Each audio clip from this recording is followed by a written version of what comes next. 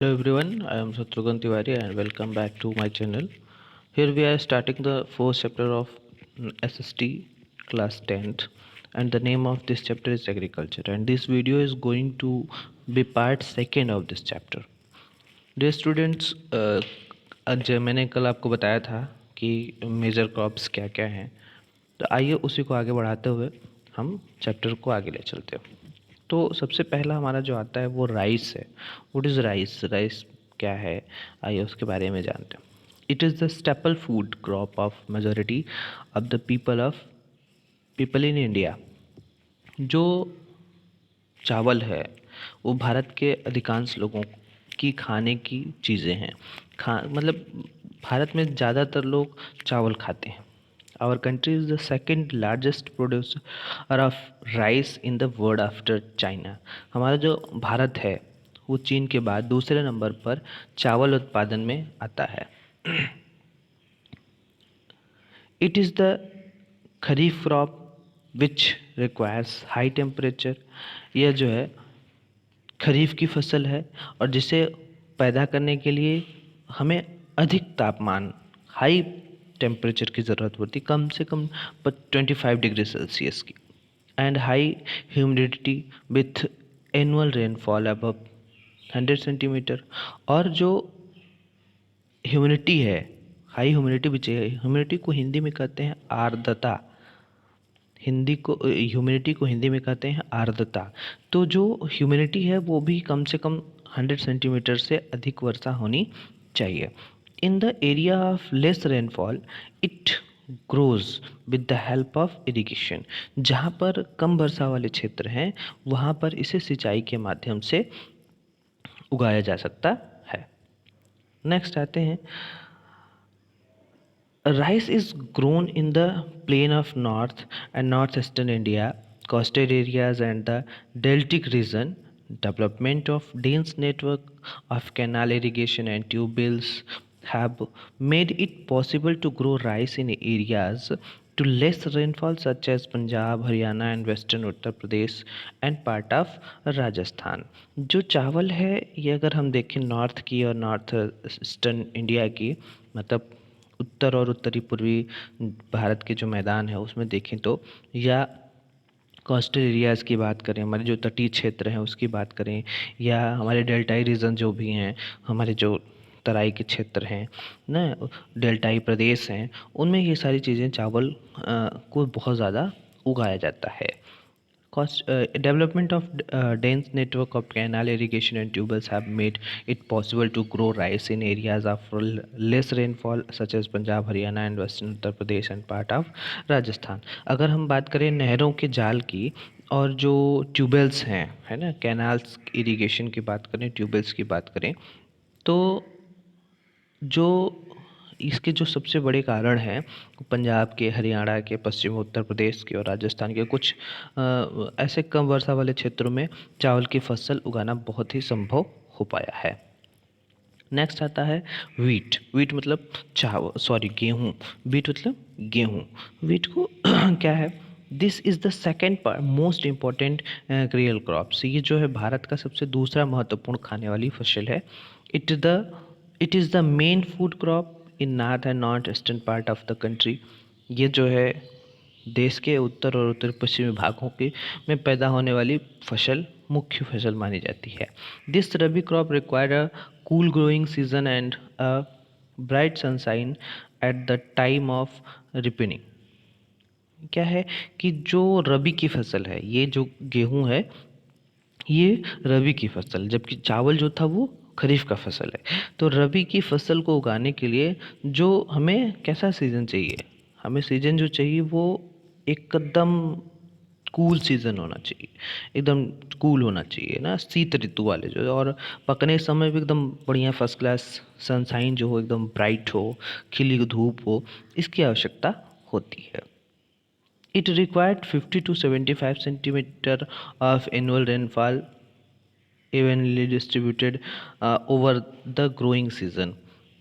इसके लिए जो सब उगाने के लिए समान रूप से वितरित की जो 50 टू 75 सेंटीमीटर की वार्षिक वर्षा की आवश्यकता होती है। साल भर में कम से कम 50 से 75 सेंटीमीटर की वर्षा जरूर होनी चाहिए. There are two important wheat growing zones in the country, the Ganga Sutlej plains in the north west and black soil region in the Deccan.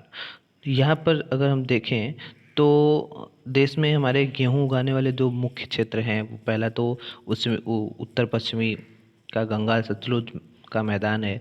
दूसरा दक्कन की काली मिट्टी वाला प्रदेश. The major wheat producing states are Punjab, Haryana, Uttar Pradesh, Madhya Pradesh, Bihar and Rajasthan. तो अगर हम देखें कि गेहूं का सबसे ज़्यादा उत्पादन कहाँ होता है तो पंजाब है, हरियाणा है, उत्तर प्रदेश है, मध्य प्रदेश है, बिहार है और राजस्थान के कुछ भागों में गेहूं पैदा करने वाले मुख्य राज्य माने जाते हैं. आगे चलते हैं. मिलेट्स. मिलेट्स क्या होता है? मिलेट्स मतलब होता है कुछ मोटे अनाज. मिलेट्स मतलब होते हैं मोटे अनाज. मिलेट्स को हिंदी में कहते हैं मोटे अनाज. Jowar, bajra and ragi are the important millets grown in India.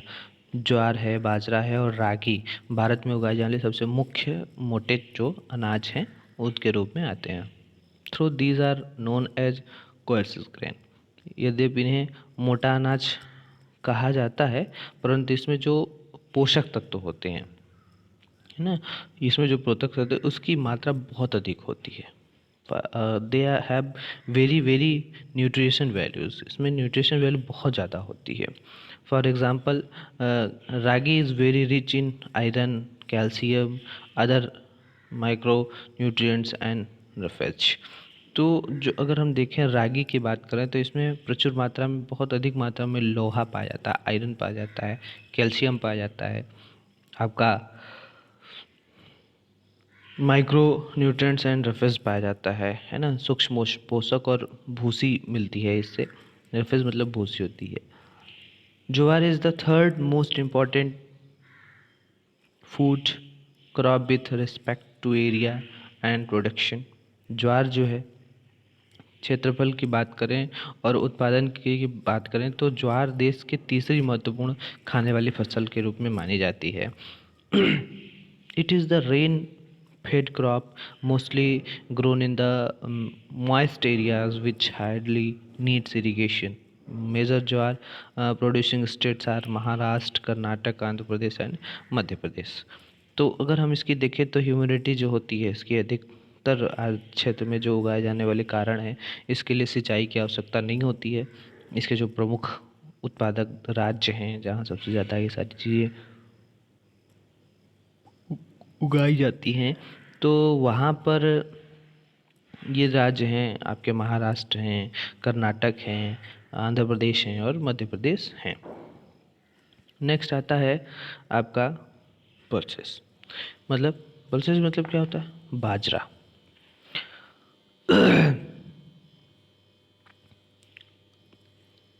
बाजरा क्या है? India is the largest producer as well as the consumer of pulses in the world.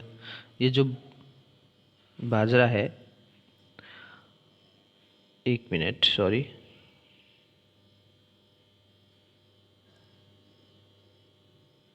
जी,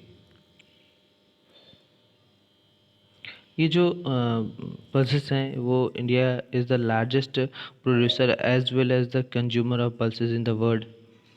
अगर हम देखें तो ये जो काली मिट्टी है इस पर बलुआ और उथली काली चीज़ें बहुत ज़्यादा उगाई जाती हैं, है ना.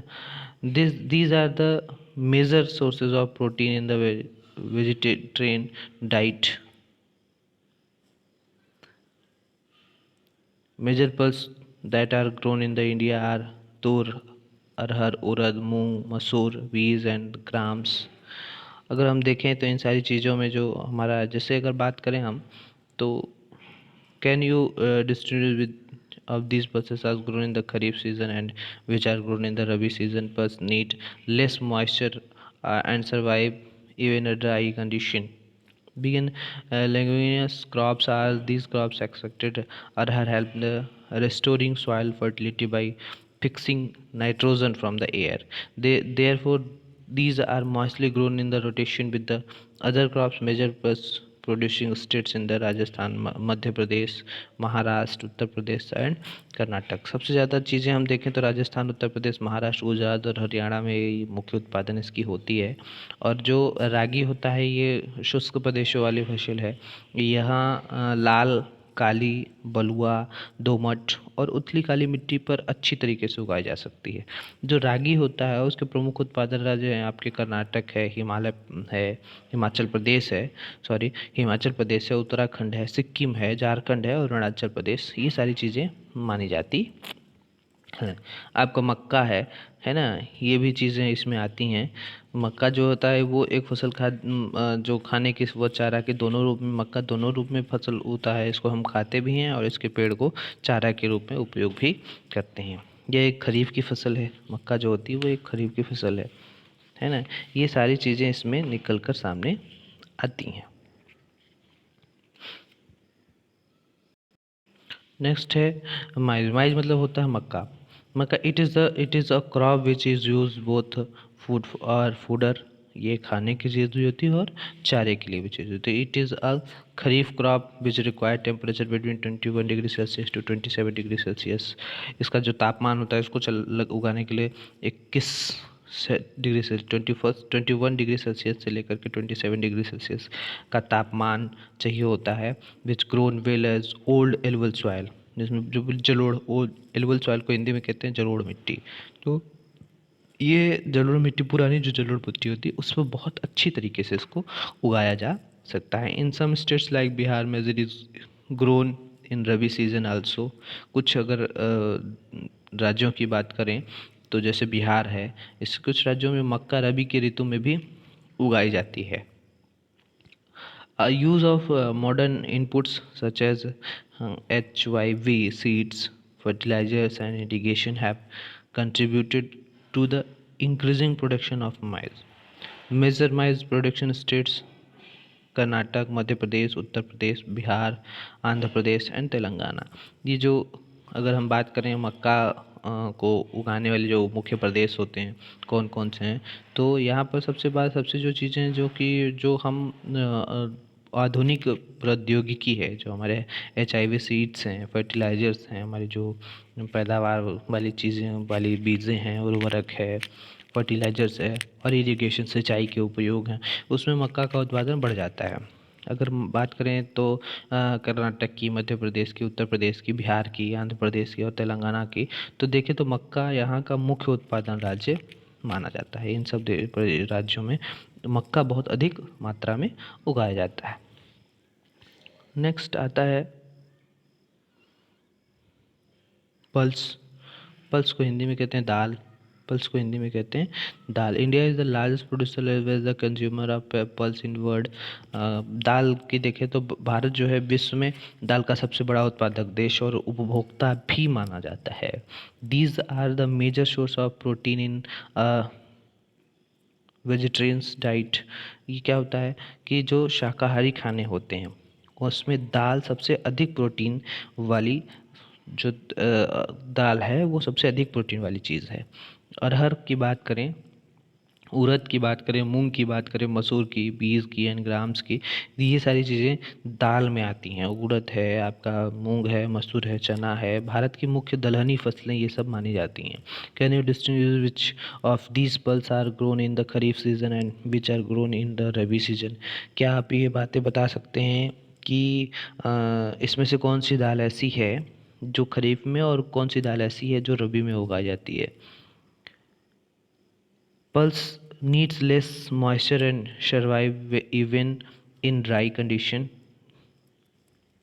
Being leguminous crops, all these crops expected or help is restoring soil fertility by fixing nitrogen from the air. Therefore, these are mostly grown in rotation with other crops. Major pulse producing states in India are Madhya Pradesh, Rajasthan, Maharashtra, Uttar Pradesh and Karnataka.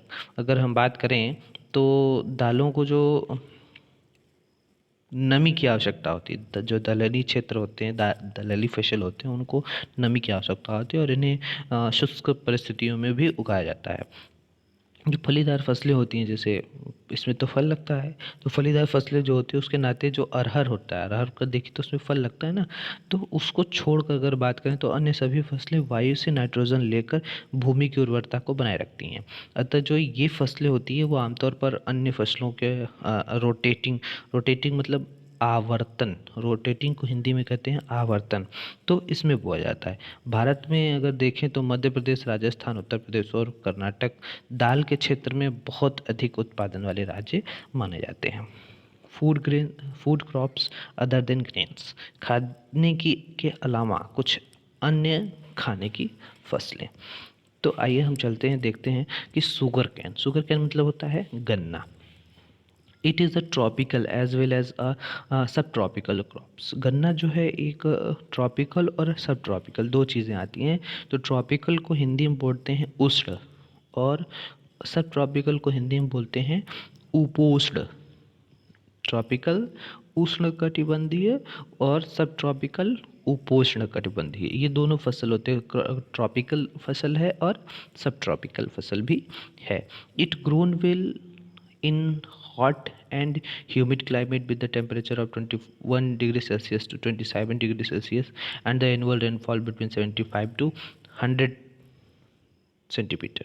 तो इस फसल को उगाने के लिए हमें 21 degree Celsius से लेकर के 27 डिग्री सेल्सियस के टेम्परेचर की ज़रूरत होती है, और 75 डिग्री सेंटीमीटर से लेकर के 100 सेंटीमीटर की जो एनुअल रेनफॉल है, वार्षिक वर्षा है, वैसे वाले क्षेत्र में जो वो ट्रॉपिकल और सब ट्रॉपिकल है उसमें ये सारी चीज़ें बोई जाती हैं। Irrigation is required in the region of low rainfall, कम वर्षा वाले जो प्रदेश हैं उसमें सिंचाई की आवश्यकता बहुत अधिक होती है।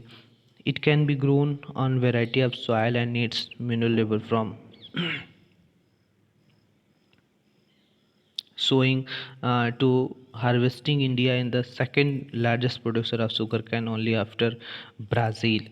बात करें तो जो इसके लिए जो बुआई के लिए जो और से लेकर के कटाई तक की काफ़ी शारीरिक श्रम की आवश्यकता बहुत ज़्यादा होती है। इसको बोने में और इसको काटने में, दोनों में शारीरिक श्रम बहुत ज़्यादा लगता है। और हम देखें तो ब्राज़ील के बाद भारत जो है गन्ना के क्षेत्र में दूसरा सबसे बड़ा उत्पादक देश माना जाता है। सबसे पहला जो उत्पादक, देखिए एक नंबर का क्वेश्चन यहाँ बन सकता है कि गन्ने के का सबसे बड़ा उत्पादक देश कौन है, तो वो है ब्राज़ील, और दूसरे नंबर पर क्या है, वो हमारा भारत आता है। It is the main source of sugar cane, gur, khandsari and molasses. The major sugarcane producing states are Uttar Pradesh, Maharashtra, Karnataka, Tamil Nadu, Andhra Pradesh, Telangana, Bihar, Punjab and Haryana. ये चीनी और गुड़, खांडसारी और शीरा बनाने के लिए काम आता है। जो गन्ना होता है इससे चीनी बनता है, गुड़ बनता है, खांडसारी बनता है, शीरा बनता है, ये सारी चीज़ें गन्ने से बनती हैं। उत्तर प्रदेश, महाराष्ट्र, कर्नाटक, तमिलनाडु, आंध्र प्रदेश, तेलंगाना, बिहार, पंजाब और हरियाणा गन्ना के सबसे मुख्य उत्पादक राज्य माने जाते हैं। आइए आगे चलते हैं। ऑयल सीड्स, ऑयल सीड्स मतलब होता है तिलहन, जिससे तेल निकलते हैं। In 2016, India was the second largest producer of groundnut in the world after China। 2016 की बात करें, 2016 की बात करें तो भारत विश्व में चीन के बाद दूसरा बड़ा तिलहन उत्पादक देश माना जाता है। 2016 की जनगणना के आधार, 2016 की बात करें तो उसके आधार पर जो भारत है वो चीन के बाद सबसे ज़्यादा ऑयल सीड्स प्रोड्यूस किया है, ग्राउंडनट। तो आगे चलते हैं। In rapid production India was third largest producer in the world after Canada and China in 2016। 2015 की में 2016 में देखें तो तोरिया के उत्पादन में, तोरिया जो होती है उससे भी तेल निकलता है, उसके उत्पादन में भारत का विश्व में कनाडा और चीन के बाद तीसरा स्थान रहा है।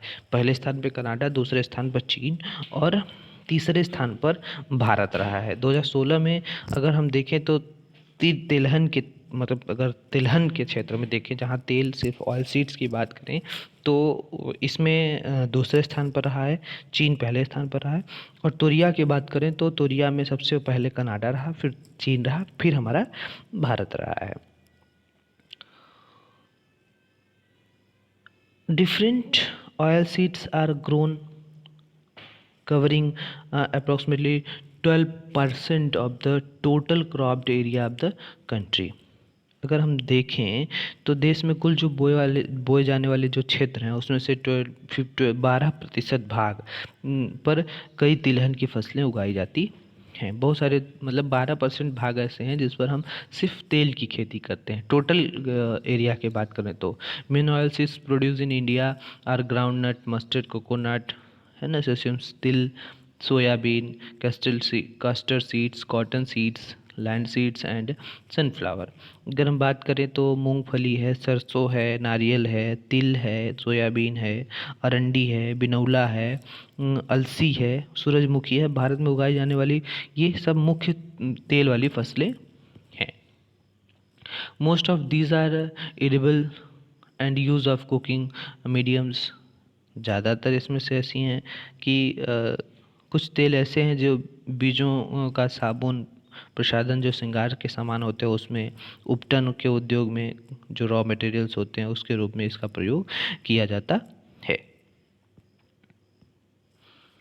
Most of these are edible and use the cooking mediums. However, some of these are also used in the raw materials in the production of the soap, cosmetic and ornamental, है ना। ये सारी चीज़ें कुछ ऐसी हैं जो साबुन बनाने में, कुछ ऐसे हैं जो हमारे श्रृंगार के सामान हो उसमें बनाने में, कुछ उपटन लगाने में जो रॉ मटेरियल का उपयोग होता है उसमें ये सारी चीज़ें आती हैं। Groundnut is a kharif crop of accounts for about half of the major oil seeds producing in the country.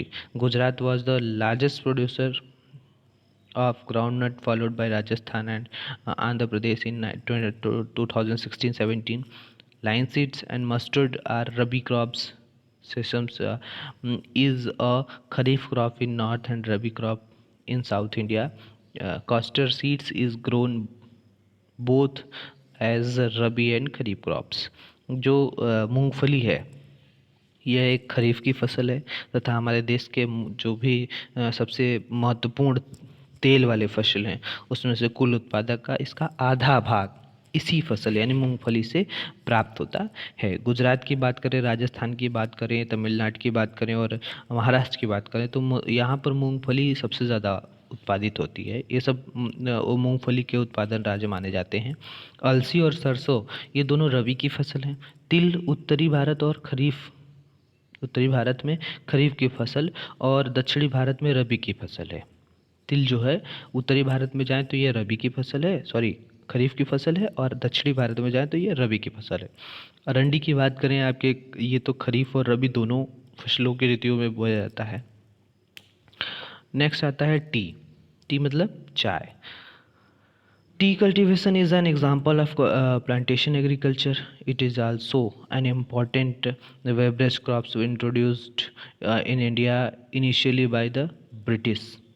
ये चाय है, इसकी खेती एक प्लांटेशन के रूप में की जाती है।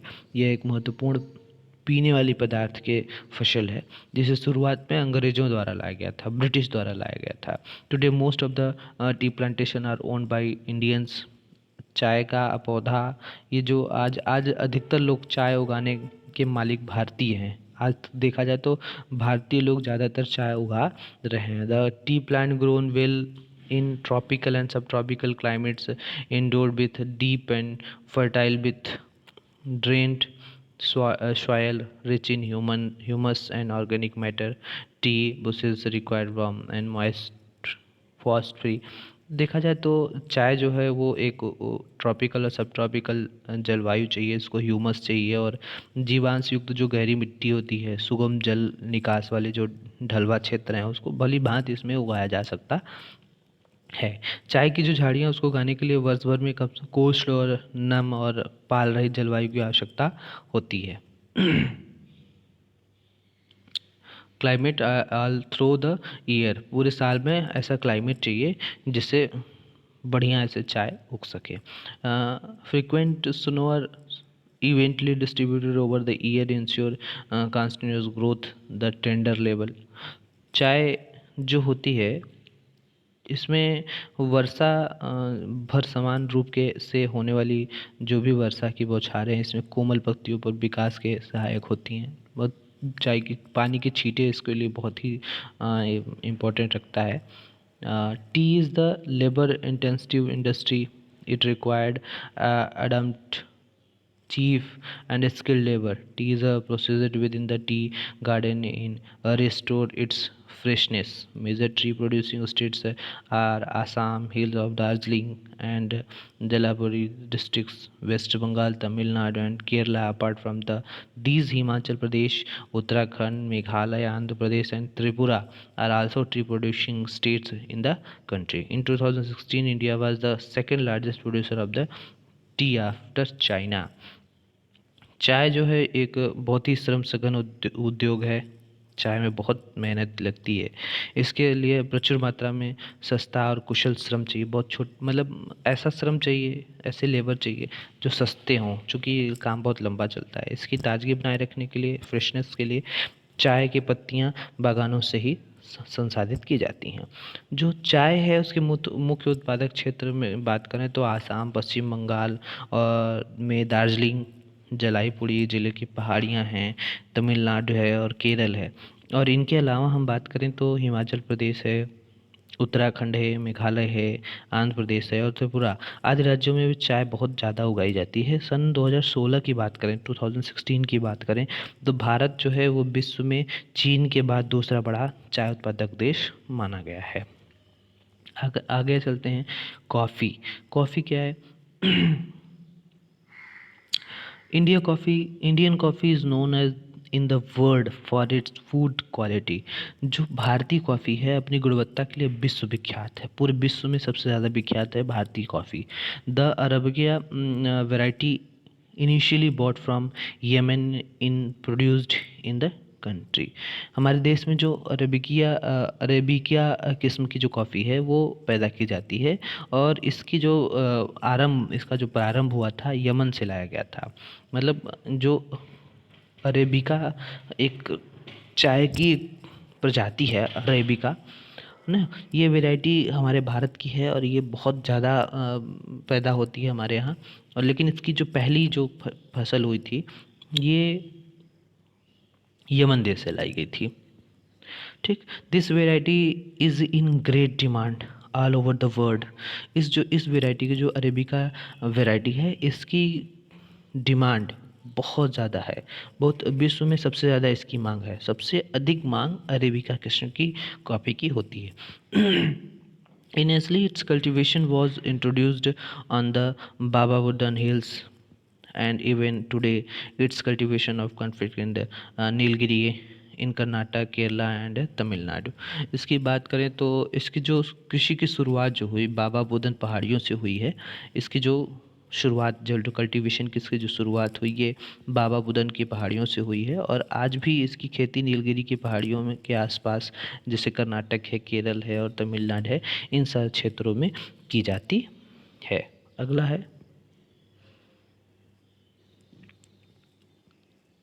Horticulture crops. हॉर्टिकल्चर क्रॉप्स क्या हैं? बागवानी जो फसलें हैं, हॉर्टिकल्चर क्रॉप्स, इसे हिंदी में कहते हैं बागवानी crops. In 2016 India was the second largest producer of fruits and vegetables in the world after China. 2016 की बात करें, 2016 के बाद की बात करें तो भारत का विश्व में फलों और सब्जियों के उत्पादन में चीन के बाद दूसरा स्थान रहा है। सब हर चीज़ों में देखिए चीन सबसे पहले रहा है ना। और हमारा सेकंड पर हमारा भारत रहा है।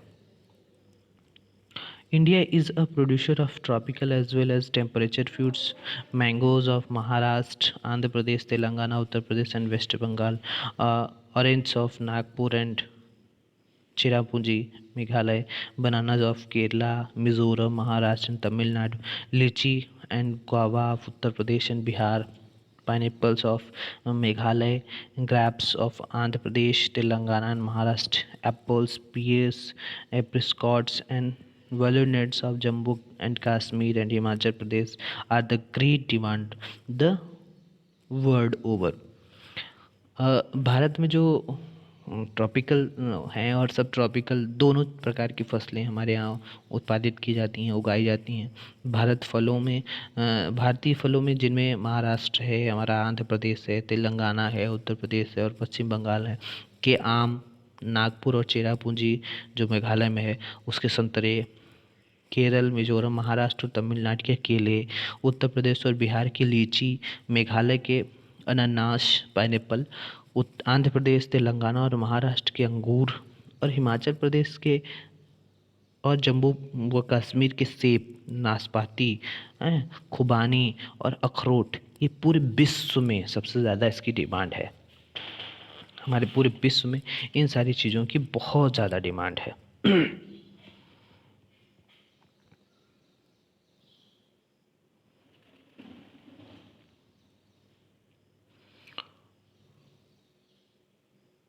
All over the world.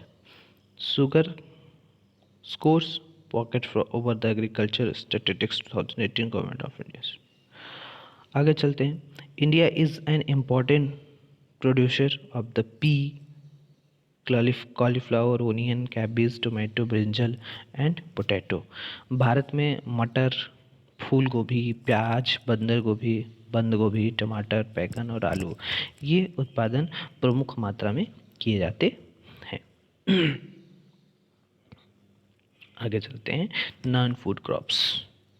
Non food crops मतलब जो खाने की चीज़ें नहीं है, जैसे रबड़ है, इसका उपयोग होता है लेकिन ये खाने की चीज़ नहीं है। It is an aquatic crops but under special condition it is also grown at tropical and subtropical areas. It requires moist and humid climate with rainfall of more than 200 centimeter and the temperature about 25 degree Celsius. रबड़ जो है ये भूमध्य रेखीय क्षेत्र की फसल है, परंतु जो विशेष परिस्थितियाँ आती हैं जो ट्रॉपिकल और सब ट्रॉपिकल के क्षेत्रों में, तो यहाँ भी ये उगाई जाती हैं। इसको 200 सेंटीमीटर से अधिक रेनफॉल चाहिए और 25 डिग्री सेल्सियस से अधिक टेम्परेचर चाहिए। ऐसे वाली जो नम जलवायु है इसकी आवश्यकता होती है। Rubber is an important industrial raw material. It is mainly grown in Kerala, Tamil Nadu, Karnataka and Andaman Nicobar द्वीप समूह islands and Garo hills of Meghalaya.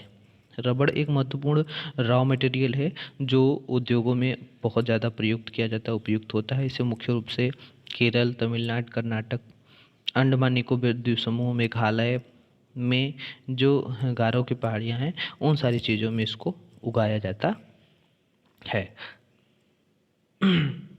Thank you students. आज के वीडियो में इतना ही। नेक्स्ट वीडियो में हम आगे की चीज़ें आपको पढ़ाएंगे। Thank you, have a nice day.